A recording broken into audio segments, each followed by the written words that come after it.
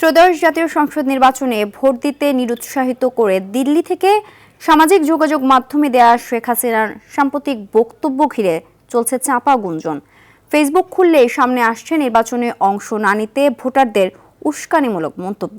তবে এতে চিন্তিত হওয়ার কোনো কারণ নেই বলে মত বিশ্লেষকদের। ভোটের মাঠে এর প্রভাব না পড়লেও বিশৃঙ্খলা চেষ্টাকারীকে না দমানোয় ভারত বাংলাদেশ সম্পর্ক আলোর পথে হাঁটছে না বলে শঙ্কা তাদের। দেখুন শাকিলা করিমের প্রতিবেদন। RFL gas stove hassle free auto ignition নিশ্চিত করে ঝামেলাহীন রান্না। আরএফএল গ্যাস স্টোভ নিরাপদ ও ঝামেলাহীন।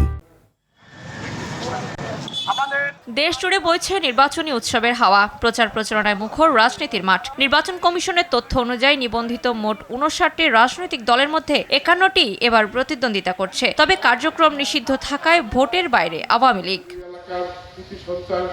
দলটির সভাপতি শেখ হাসিনা দেশ থেকে পালিয়ে আশ্রয় নিয়েছেন ভারতের দিল্লিতে। নিজ দলের নির্বাচনী অংশগ্রহণ না থাকার বিষয়টিকে কোনোভাবেই মানতে পারছেন না তিনি। নির্বাচনের দিন ঘনিয়ে আসার সাথে সাথে সরব হচ্ছেন সামাজিক যোগাযোগ মাধ্যমে। ভোট কেন্দ্রে না যেতে দলের নেতাকর্মীদের একের পর এক বার্তা দিচ্ছেন। নির্বাচন বিশ্লেষকরা বলছেন, দেশে থাকা শেখ হাসিনার ভক্ত নেতাকর্মীরা ভোটের প্রশ্নে এখন ৩ ভাগে বিভক্ত। আওয়ামী লীগের একটা সমর্থক আছে, এটা তো অস্বীকার করার কোনো সুযোগ নেই। এবার আওয়ামী লীগের ভোটটা হয়তো কয়েকটা ভাগে ভাগ হবে। কিছু লোক ভোট দিতে যাবে, তারা বিভিন্ন দলকে, তাদের পছন্দের দলকে, প্রার্থীকে ভোট দেবে।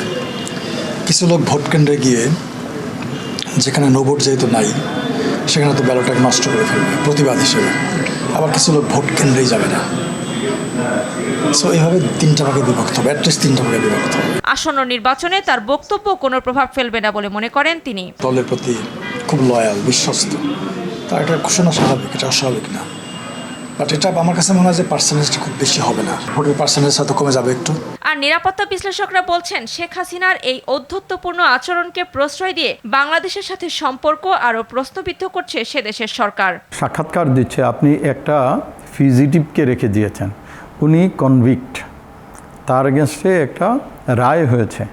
আপনি সেই কনভিক্ট একজনকে আইন বহির্ভূতভাবে তাকে আশ্রয় দিয়েছেন।